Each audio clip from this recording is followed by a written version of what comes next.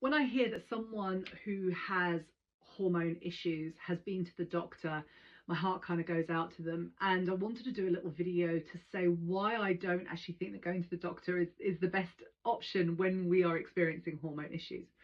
Disclaimer: if you're having really big life affecting symptoms or things like blood in your stools, you go to the doctor. Go to the doctor.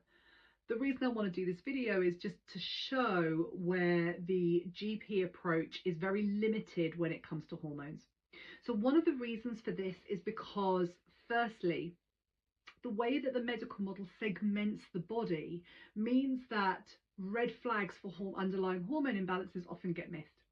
So for example, irritable bowel syndrome. Now, provided that you don't have blood in your stools and it's not something like an inflammatory bowel disease, if you've been told that you've got IBS, that actually, to me, is an underlying hormone issue. We've got to be looking at what's going on in your hormones to see what's going on in the gut. So IBS is so commonly hormone issues and food issues.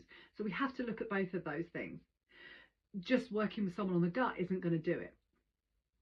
Now, the other reason that I'm not a fan of people going to the doctor when there's hormone issues is because the medical approach, usually, if you've got heavy bleeds or painful periods or something like PCOS, the medical approach is to go with contraception. The thing is, the contraception wasn't designed to do that job, and actually it's not the answer. The fix isn't a contraceptive pill.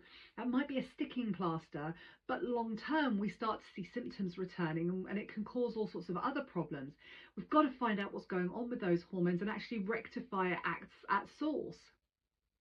So the other issue is, obviously, it's hard to get in to see your doctor, and doctors aren't trained in hormone issues. They are trained in these very segmented approaches, and they don't work in the same way as functional practitioners who are looking at the whole body.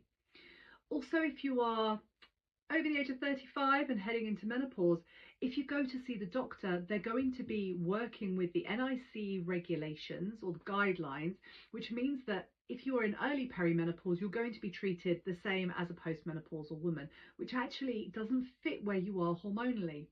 So there are some really glaring issues with the medical approach when it comes to hormone imbalances, and I for one believe that we absolutely, if you really want to find out what's going on functionally, go and see a functional practitioner. If you've got really big symptoms like blood in your stools, go see a doctor. But I think that really finding the right pathway is the job that we are all now required to do.